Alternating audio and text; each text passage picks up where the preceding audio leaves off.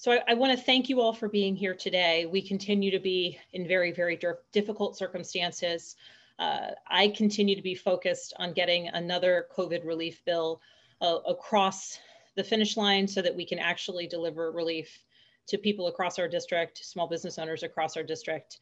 I have been very vocal in the fact that I am disappointed that we have not seen that relief, a negotiated deal just yet. And I have worked in a variety of ways across the past few months to try and push for us to get a negotiated deal and ultimately deliver relief. And I'm grateful that Congressman Blumenauer was able to join us today because he wrote the bill, the Restaurants Act, and it is an incredibly important piece of legislation, and I will defer to him to give updates on where it is. But he's made tremendous progress.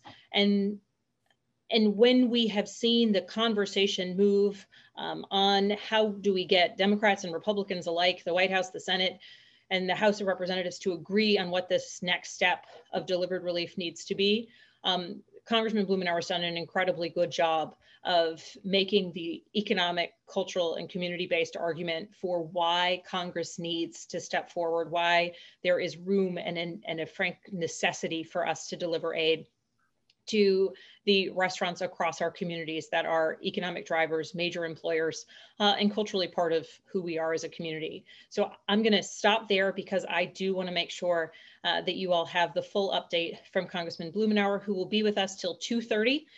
So I will pass it over to him. We'll be taking questions after he's done with his introduction, and I will be on the line for longer to answer additional questions. But he's a wealth of information and can give the most up-to-date information related to where this bill is, and I would love for you all to have the opportunity to hear it directly from him. So over to you, Earl. Thank you again for being with us. Well, thank you, Abigail. I appreciate the opportunity to have this conversation with you and your constituents in this vital sector of our economy. This legislation has been probably my #1 priority for the last 8 months. We've worked hard to craft special legislation that would meet the unique needs of America's independent restaurants, not the big boys and girls, not the McDonald's, but the corner diner, the smaller restaurant activity, somebody who may have 1 or 2, who've been devastated by the pandemic. I come from a community where the food scene is well known and is very, very important. Our independent restaurants are part of the fabric of our community. It's where Portlanders come together. Independent restaurants play a vital role in communities across the country. For many of us, the restaurant was our first job. People who are involved in this sector are disproportionately women and minorities. An independent restaurant gives an avenue to be able to have economic activity, provide engagement, and is such an important meeting place for the community. And we needed to do something special for them because our independent restaurants have been devastated by this pandemic. And frankly, some of the other things that we did, and I worked hard on the PPP, as did Abigail, but it didn't meet the needs of an independent restaurant. You didn't even know if you were going to be in business in 8 or 12 months. And taking on some debt in things that weren't specifically tailored to you just missed the mark. So we set about doing something that would meet the needs of 500,000 independent restaurants across the country. And it is imperative because they employ 11 million people. And this sector has been hit harder than any other. In the month of April, when we started putting the legislation together, half the unemployment in America was in the independent restaurant sector. So we've designed a proposal that is tailored to their unique needs. It is not a loan. It is a grant. We identify $120 billion of resources that should be flowing to help keep these independent restaurants afloat. If we don't do something like this within the next 6 months, we're going to have we're going to have up to 85% of independent restaurants close, many of them permanently. We've already lost about 1/6 of America's independent restaurants, and this relief can't happen too soon. I am really excited to have the support of your Congresswoman. Abigail is deeply respected in Congress as an independent voice, somebody who looks carefully at problems and solutions. She doesn't jump on things because they sound right or that everybody else is doing it. She makes up her own mind, looks at the evidence. It's part of her background as her work with the CIA and other areas in the defense. She is fact-driven. But that's one of the reasons why people pay so much attention to who she is and what she says. And her willingness to lend support, not just co-sponsor, but to make sure that it works right and put her shoulder to the wheel, has been remarkably important. We've already, in the House of Representatives alone, we have 213 co-sponsors. There's some bipartisan support.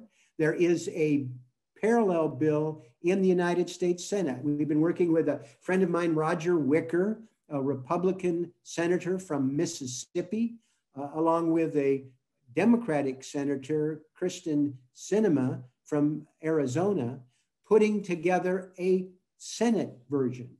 And that already has 47 bipartisan co-sponsors, people like Lindsey Graham. It is supported by the Democratic leader in the Senate, Chuck Schumer, who's working to add a bill like this in what the Senate comes up with as part of a recovery package.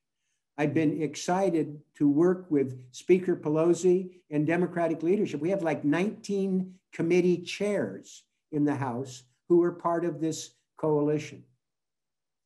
As we are working to try and put together a package, I mean, it's interesting, the president is on and off. We don't know quite where he is, but we do, and Mitch McConnell has been somewhat discouraging in this area, but Secretary of Treasury Mnuchin has continued to work with Speaker Pelosi on recrafting, repackaging, skinning it down a little bit, making it less expensive.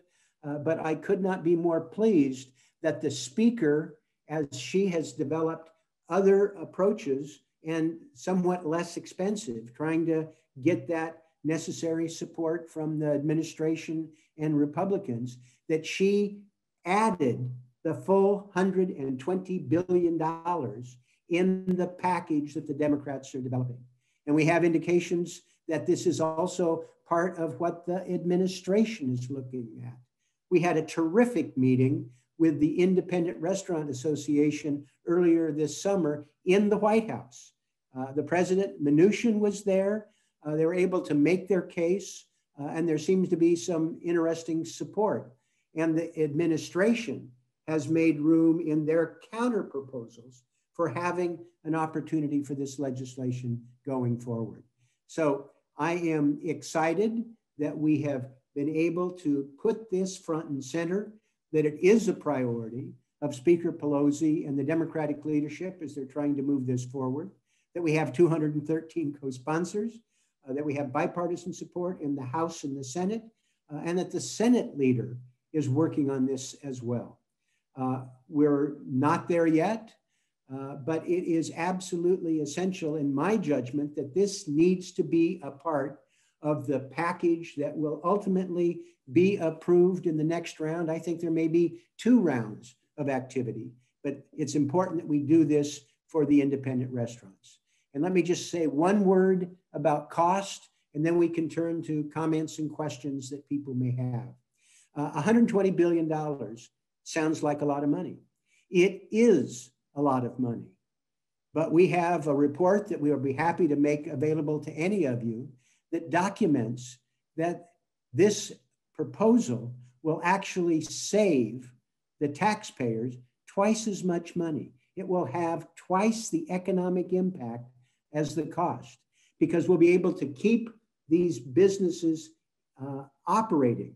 They will be able to help be functioning, paying taxes, moving forward, not going into bankruptcy and throwing millions more people on the unemployment ranks. That is very expensive. And if we're able to allow the independent restaurants to stay in business, to hang on as we work together to move through this crisis, that is much less expensive for everybody. And ultimately, they'll be able to get back in a position where they can be, again, self-sufficient and not be in a situation where people are having mass layoffs, bankruptcies, and they keep the supply chain working. Remember, there are 11 million independent restaurant jobs at stake, 500,000 independent restaurants. This is the largest sector of the American economy for employment, other than the government itself and the vast healthcare sector. So thank you for allowing me to be a part of this conversation. I look forward to working with Abigail and her respected position in the House of Representatives to get this across the finish line and save America's independent restaurants.